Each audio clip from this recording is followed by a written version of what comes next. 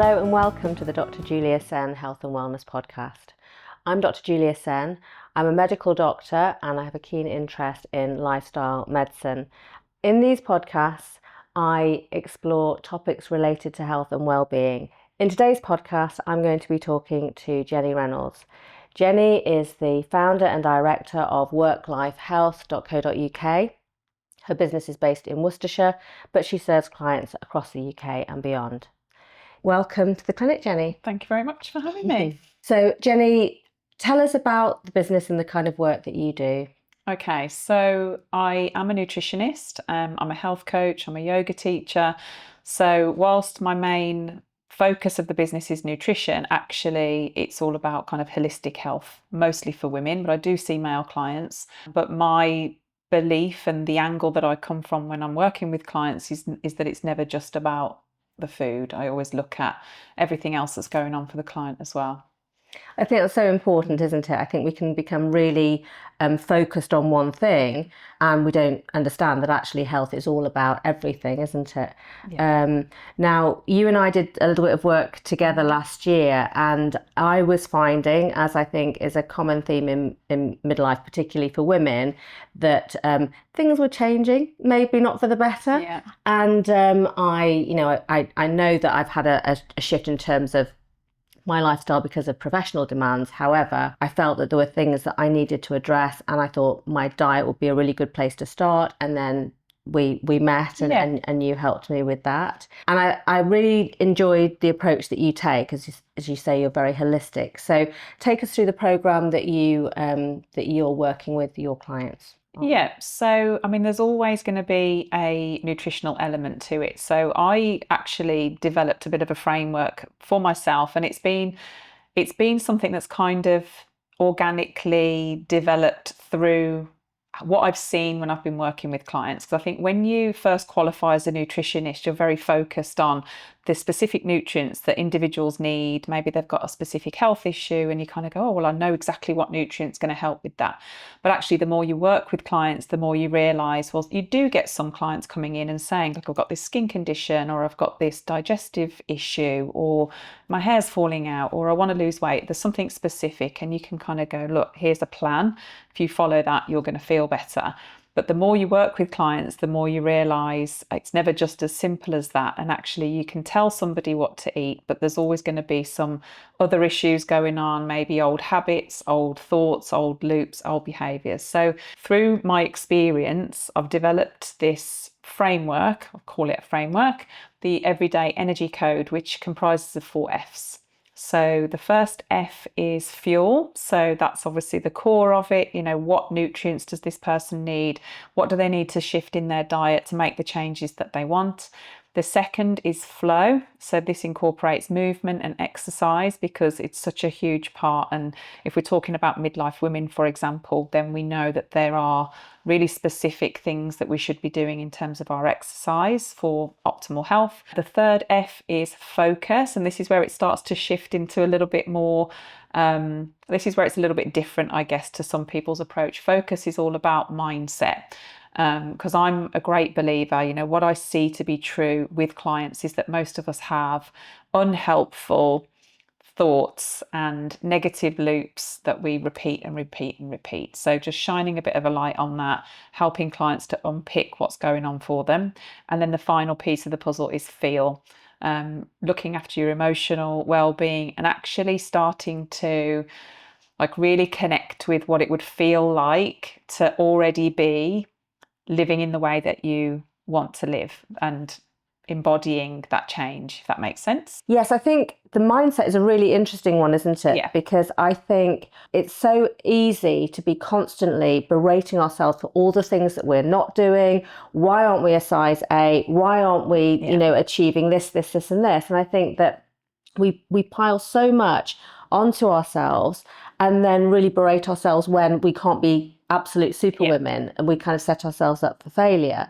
So I like the approach that you're addressing the negative self-talk, but also, as you say, if you can kind of envision what it's like to be that person, your behaviour should change. Yeah. Completely. Yeah. So, I mean, what a lot of people don't necessarily realize, and this is neuroscience. I mean, you can dress it, some people might think of it as being a little bit more kind of out there, but actually, this is all rooted in neuroscience. Most of what we do and how we behave and how we think is automatic. Our brains are designed to automate things as much as possible. So, about 95% of the thoughts that we have today are the same as the ones we had yesterday, and they can be positive or they can be negative. So, I mean, if you've ever had the experience of driving to work or driving to school, something that you do regularly, getting there and then thinking, oh, I can't remember the journey, or you get to work and you think, oh, did I put my mascara on? Did I put my deodorant? You can't remember it. Locking the front door. Yeah, because we've automated it and we're not consciously aware of what we're doing. And if you apply that then and just extend that thought and say, well, okay, so how much is going on in our brains every single day that we are not really even in control of, we're not conscious of it. So it's about shifting that into that 5% and just starting to become more aware of just the little choices that we make. And then you made exactly the right point there. Like if you can start to envisage and feel in your body what it might be like to already be the person that has made the changes that you want to make, then every decision and every choice becomes easier because you make it from the place of, well, that's what she would do. Yeah. So it's an aligned choice then, and it's a conscious choice. So it's very powerful. It is, but it's a really refreshing approach because I think, if you only address the one thing without all of the other stuff, you're never really going to win that battle, are you? No, and I think, I do get clients and, I would put you in this category as well. Somebody who very informed, very motivated, knew exactly what you wanted, and it was very simple. I would say to you, look, okay, actually, you've said this is what I would recommend, and you would go away and do it. Not everybody kind of does that. So what I do see a lot is women who kind of know that they want to change something. They know something's not quite right, but they can't quite make anything stick and they don't really know why. And then it's my job really to help them unpick, what is it that is stopping you from doing the thing that you're saying that you want to do, in a kind and supportive way. I'm not a therapist, but actually it's just about spotting the patterns with somebody and almost holding a mirror up a little bit sometimes and saying, well, what is it about that makes it difficult for you? And just listening and going, okay, so what could we do differently then? And what's going to make it easier for you? And are you noticing, how are you speaking to yourself in the morning? Is it kind? Though all of those things are really important, I think. Yeah, absolutely.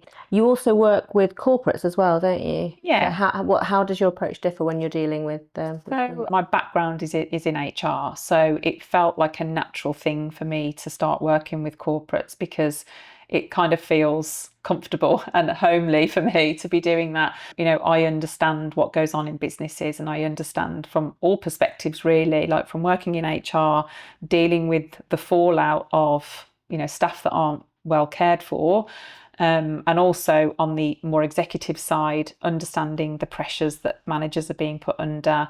A lot of companies now are asking more and more from management because they're very lean now. You don't have all these extra people. So it's kind of asking more from fewer people, the level of stress that they're experiencing, and maybe they don't have, fantastic employee benefits. Maybe they don't have great canteens anymore because, they've been closed because they cost a lot of money. So in terms of my approach to corporates, obviously it's slightly different because my client, if you like, would be the business owner or the HR manager who's saying, well, look, this is what we think we need for our business. But then I'm dealing with the actual employees. So as an example, I've done quite a few one-to-one coaching programs with real executives, seniors, director level, and they're coming to me talking about their levels of stress and what they need to do to manage it. But then at the other end, I've done group programs where anybody can join in the business, and we've done self-care challenges or sugar-free challenges. And I'm currently working with NHS staff, shift workers, and talking to them about how they can mitigate the impact of working nights through nutrition and lifestyle. So it can be really varied, actually, depending on which company I'm working with. And the shift workers, I think, is particularly interesting because actually sleep has a significant impact on metabolism. So, Everything. yeah, talk to me about that. So, well, I mean, I've learned some things myself, actually, as I've been putting it together, as I've been delving into it more deeply. And then obviously I've approached it using the 4Fs as well. So we're looking at it from all angles. But obviously there's a difference between being tired and being fatigued. And when you work nights, it starts to creep into fatigue more than just I'm tired and I need to sleep. So fatigue is where someone's, if you think about it like a phone battery, most of us use up our battery during the day. We plug it in overnight. We wake up in the morning and we're rested and we're ready to go again. If you reach the point where your battery's just not even charging fully overnight, then we just get worse and worse, really. And it's that kind of brain fog. Your hormonal balance can be out of whack. This is where we become at risk of type 2 diabetes and inflammatory conditions, autoimmune. Yeah, everything. I think there's actually World Health Organization actually has working nights listed as a possible carcinogen. So you can't really overestimate the potential issues of it, but actually that sounds a little bit doom and gloom. And what I'm trying to do with these staff is show them the areas that they've got a bit of control over and what they can do about it. So it's not just the fact that they're not getting the sleep, it's that actually all the things that happen when you're asleep, you're not getting the benefits of those. So your immune function is at risk because you're not getting that time to repair.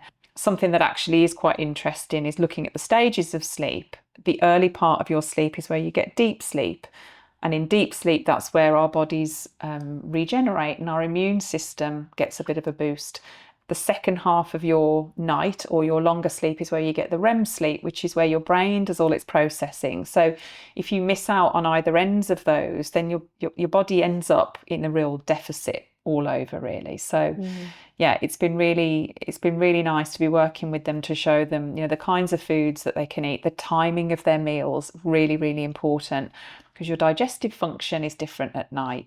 Everything is different at night. We're not designed to be awake and eating at night. We're not, and our whole kind of circadian body clock is all set. So when you think about it like that, it's not surprising that people who work long-term nights and shifts are going to be disrupted. No, there's the impact on your circadian rhythm. You've got hormonal imbalances because, again, things like cortisol, that normally it rises in the morning for us to get up, and then melatonin kind of comes in towards the afternoon to help you to go to sleep, and that's affected by your exposure to light.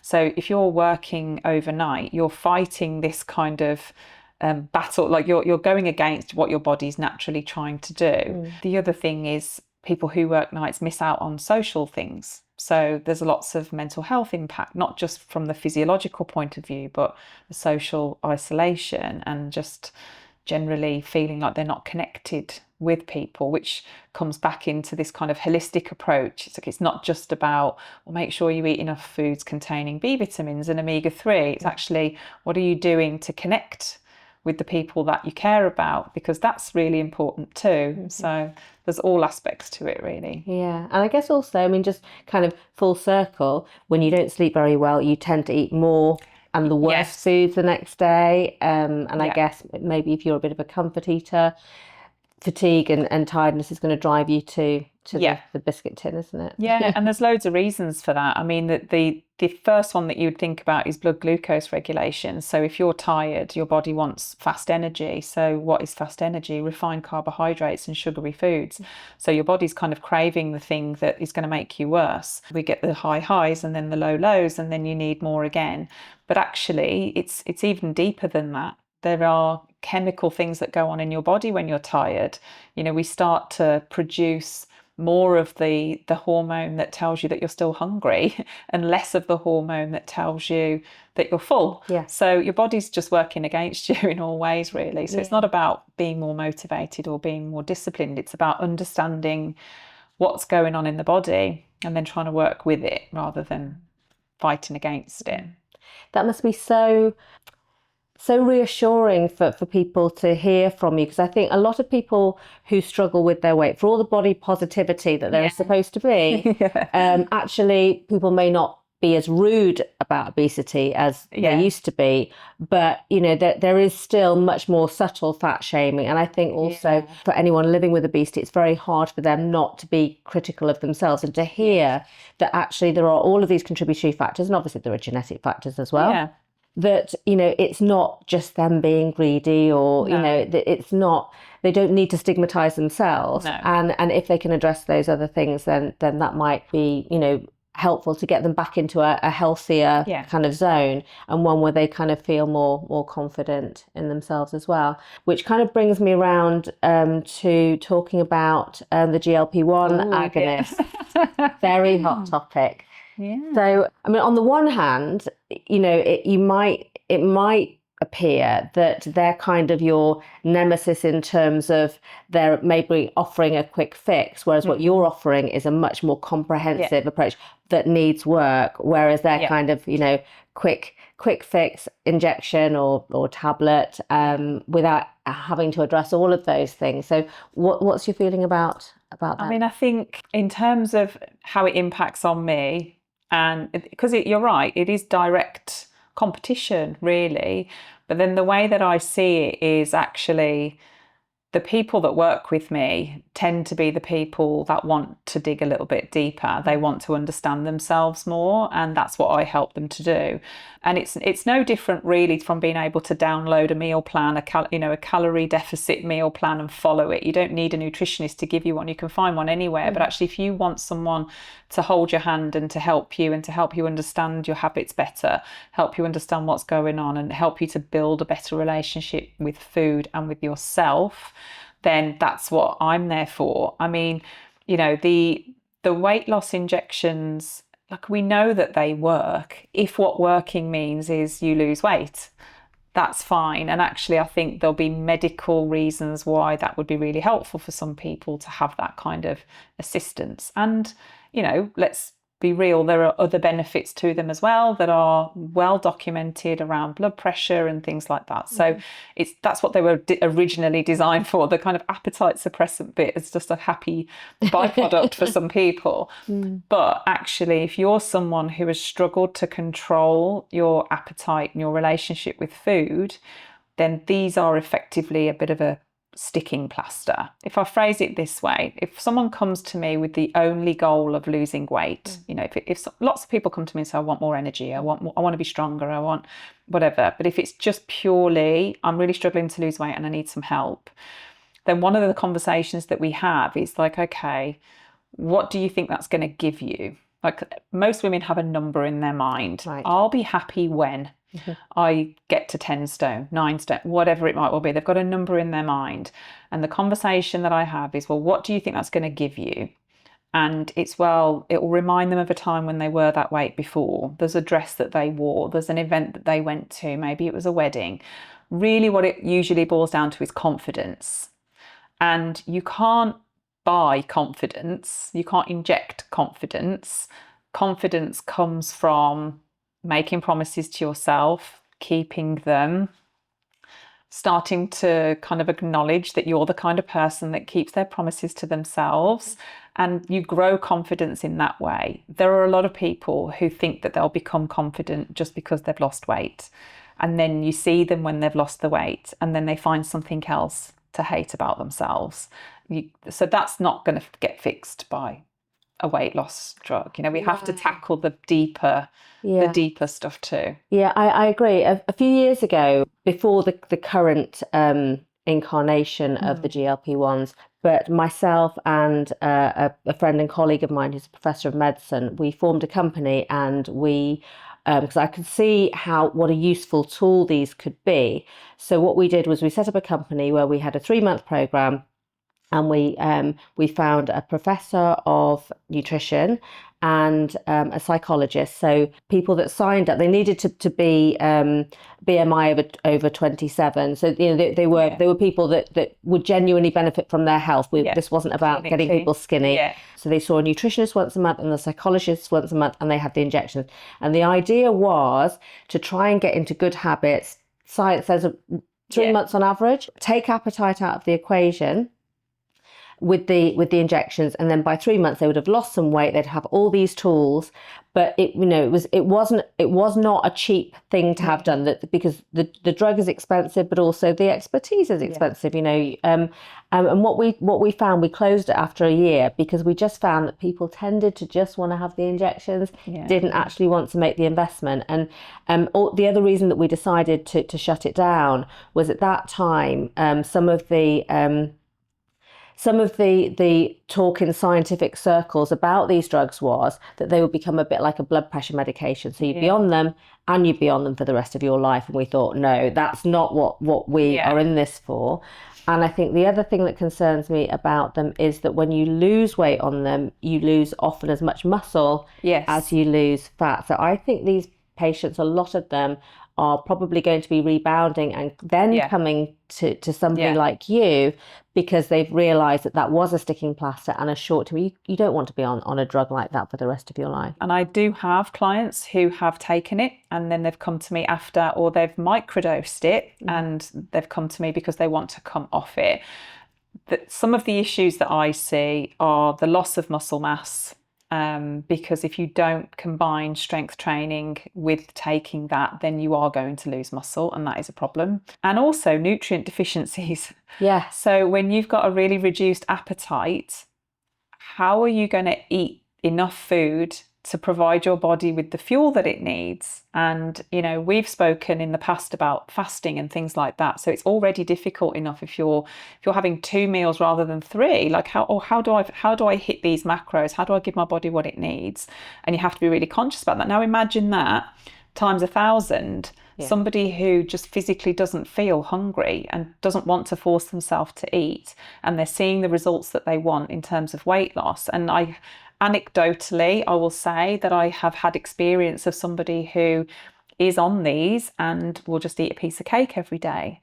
Now, that to me, as a nutritionist, there's alarm bells going off all over the place, because being thin, it shouldn't be the only goal, should it? If your hair starts falling out and your skin is dull and you are squishy because there's no muscle left, then there's only so far you can go with the actual weight loss. And I fear, I'm starting to see people who are kind of getting to that point, and it's like, oh, actually I'm not looking the way that I wanted to look, because it's not just about size. Well, as you were saying about how some of your clients are thinking back to a time when they were slimmer, they'd have had much more muscle mass, and then you lose that. And then of course, when you get to midlife, actually regaining or even maintaining your muscle mass is hard enough. If you're then going to kind of give it a kick and even more reduction. What I'm kind of thinking about from a medical perspective is,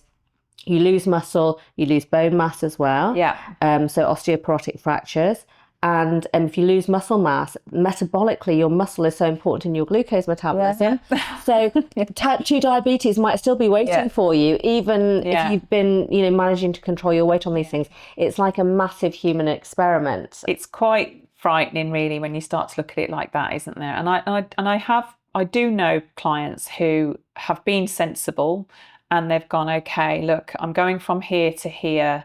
I just need something I'm stuck, and I just need something to get me going. And I'll say that this is the decision they've made before coming to me. But, then they're kind of coming to me saying, I'm really scared to come off it now, and I want some help to make sure that I maintain the progress that I've been making. But then what worries me is the people that aren't talking to somebody like me, and they are just happy that they're losing the weight. They're scared to come off it. I'm starting to see more and more stories coming through now about the people that have stopped and then they've just gained all of the weight back again, which is the same old story as we've always seen with diets. Weight Watchers, Slimming World, lots of people remember Slim Fast back in the day, or juice replacement type, meal replacement type juice cleanses. People lose a load of weight and they feel really happy with themselves, and then they gain it all back again. Plus a bit more usually.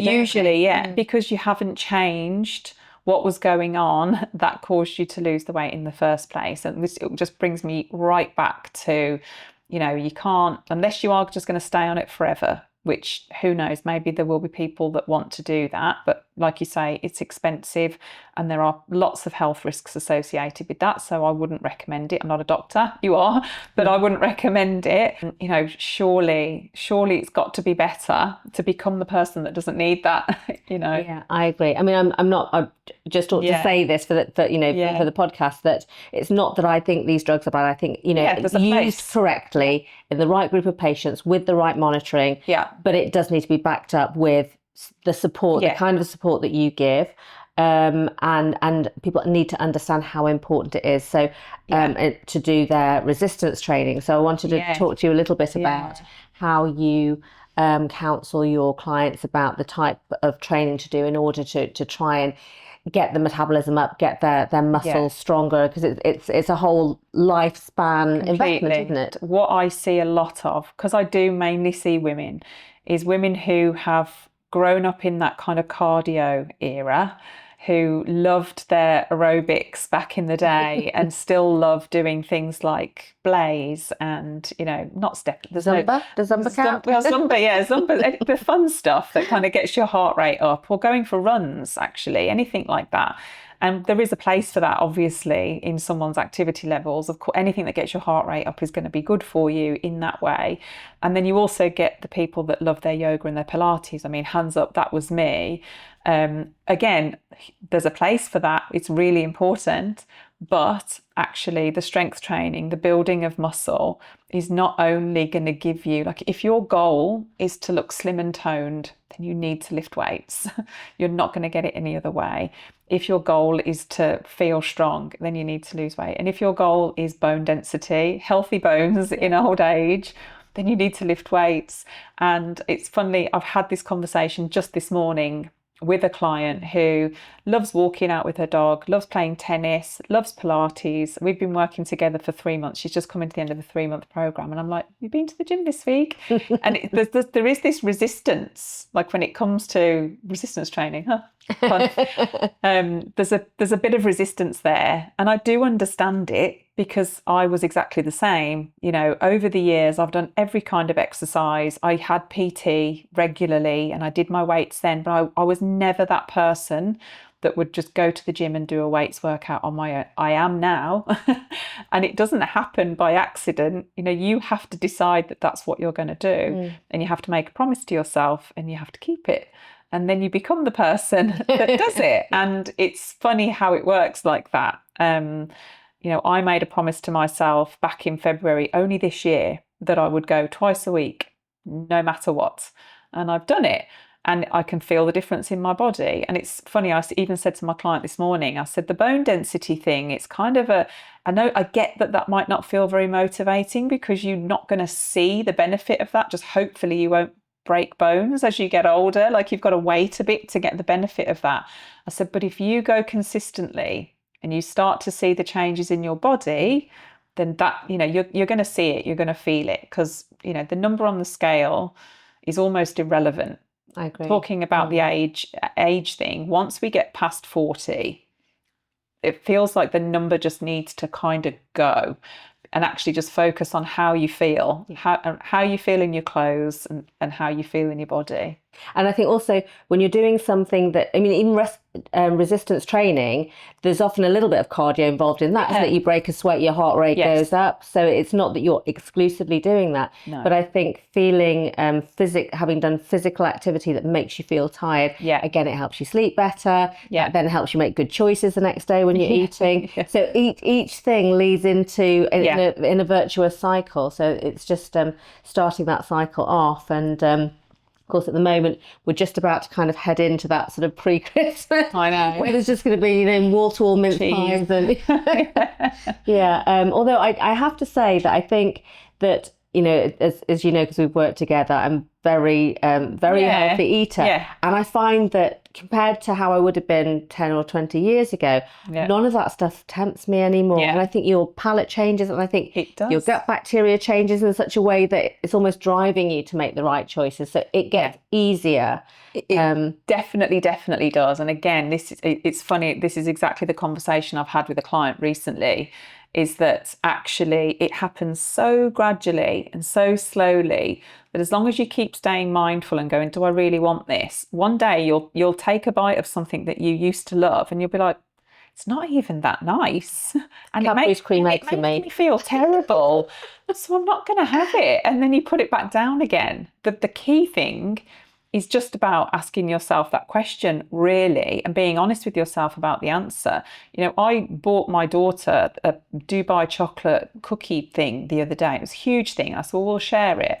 And I took one mouthful of it and I thought, I don't even like it. I don't even want it. And I put it... But it's forbidden fruit. I think sometimes that's the thing, isn't it? Because you shouldn't have it and then you want it. And if you actually did, as you say, just take a small and just think, no, actually. It's not worth it. No. It's not worth it. So, but there will be people, and I know this because I work with them, who would have eaten it anyway because they've bought it and they've told themselves it's a treat. But actually, if you stop, although they might have been watching something or doing something and eating it a bit mindlessly, whereas actually if you go, well, I've bought this and we're going to share it and it's going to be a nice thing that we do together. It sounds silly, but actually making it a thing and then sitting down and she's like, oh, should we try it together?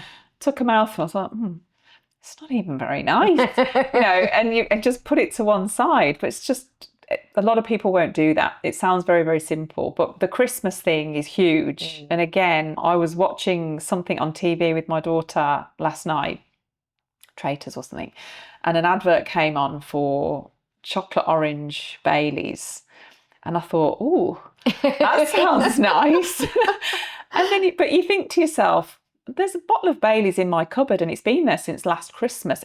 Any other time of the year, it wouldn't cross my mind to drink that. But because it's Christmas, you kind of, all bets are off. Yeah. But the more conscious you get and the more you actually ask yourself whether you really, really want it, or are you just having it because everybody else is having it, or because it's Christmas, or because of whatever. And then even if you do have it, once you've had one mouthful, do you even want any more? Are you even enjoying it or not? Then actually it does start to get easier, and you start to notice the impact on your body as well. And if you ask yourself, is it worth it? Starts to become less and less worth it as well.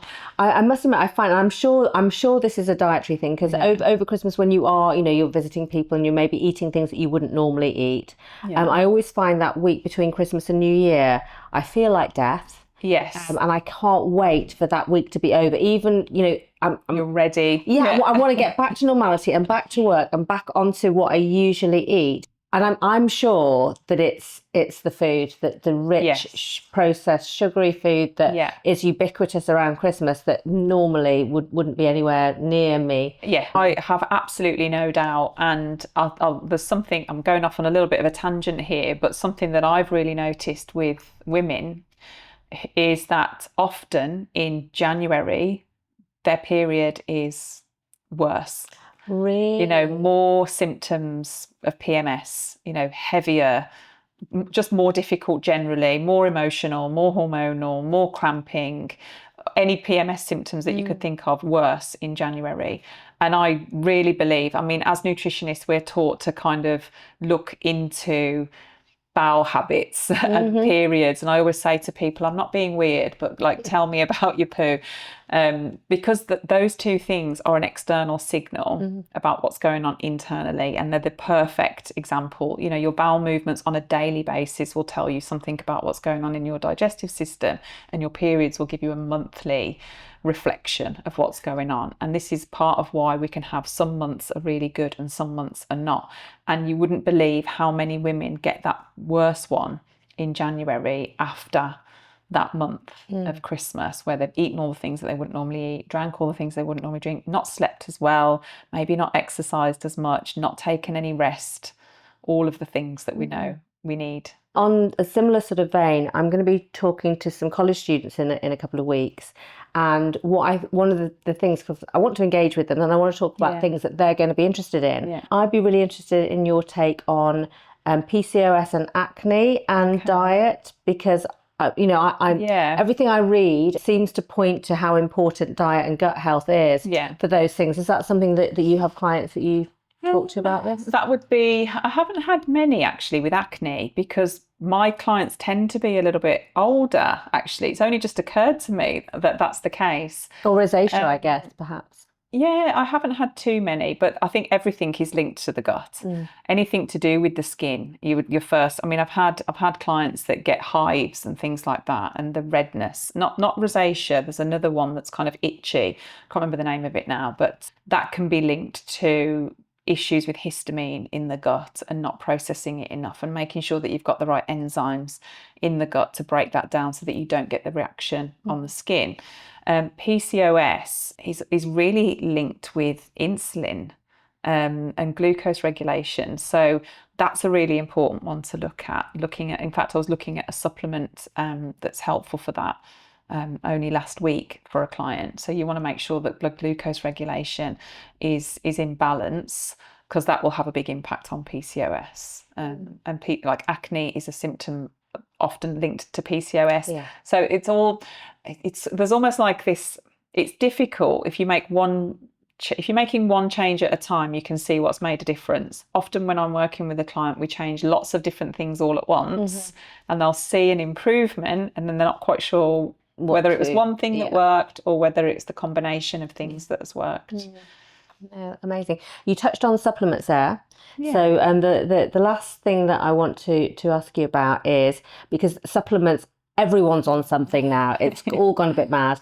But what supplements would you say, as a sort of more generic, for women in midlife in particular, because that's the kind of demographic that are most likely to be watching these types of podcasts? The disclaimer is to say that usually with supplement recommendations, you need to really fully understand what's going on with somebody. But I do get asked quite a lot, what would be the 3 that you would recommend to everybody? And I think I'd be fairly safe in saying probably magnesium. Most of us will need more magnesium because it's utilised in so many different functions in the body. Most people associate it with sleep, which of course it is really helpful for, but it's used in over 300 different reactions in the body. So if you're low on it, then you're going to need more of it. And if you are stressed, for example, then you burn through magnesium, so you're going to need more of it. So I'd be safe in saying most people would benefit from magnesium. Omega-3 would be my other one. Anti-inflammatory, good for the brain, good for the joint health, good for skin, good for everything. And most of us don't get enough of it in our diet. But it's been taken out of food and processing, hasn't it? So that's one of the reasons why we don't get enough. And unless you're eating oily fish at least 3 times a week, and you're having your walnuts and your chia seeds and your flax seeds, and some people might be, but even then I would still say you could probably do with a little bit more. Probably vitamin D. Again, one of those ones that, it had a lot of press around COVID because there was a link. I think there was a demonstrable link between people who were low in vitamin D and the people that suffered most with COVID. So it is linked heavily to immune health, which is why most people take it over the winter. But it's also linked to all sorts of other things, even things like your bone density are linked to your vitamin D levels. So most people, it's very easy to test vitamin D levels. There's a cheap test that you can do. It's an NHS provided one. It's about 40 quid. You just, you can get a test kit sent to you. You take a finger prick test, little drop of blood, and then you'll know. So test, don't guess. The other thing, probably maybe a probiotic, something that's going to support the gut. So obviously if you've never had digestive issues, then you're not going to need it. But I would say digestive symptoms are the most common thing that people talk to me about. Oh, really? I think it's probably, whether it's because they get so bad that some people just feel like I really have to do something about this. But even the women that come to me with another primary issue, when you start to dig a little bit deeper, they're normally experiencing some sort of digestive problems. And as we hit kind of perimenopause, they become even more common. Yeah, because the gut microbiome does change around. Changes, and everything changes. And obviously estrogen has an effect everywhere in the body. So when that starts to dip or fluctuate, then we experience these symptoms that you wouldn't necessarily associate with estrogen, but they are. Yeah. Fantastic. So we've done quite a whistle-stop tour of lots of things. And it's covered everything. Yeah, really fascinating. And I think what's really exciting about nutrition is that there's the evidence is just emerging at a rate of knots. I think with people like the Zoe scientists are producing really high quality randomized controlled trials that never really had that kind of investment before. And I'm a big believer that so many people are taking medicines for things that are actually lifestyle related diseases, some of which can be reversed or partially reversed, and so many of them can be prevented if people really understood the importance of focusing on good nutrition, sleep, social connection, and exercise, and just those really simple things that we all need. So thank you so much for coming and talking to me today, Jennie. Thank you for having me. If you have any questions or comments about the topics discussed today, then we'd love to receive your comments down below. Thank you for joining us, and we look forward to seeing you on the next podcast.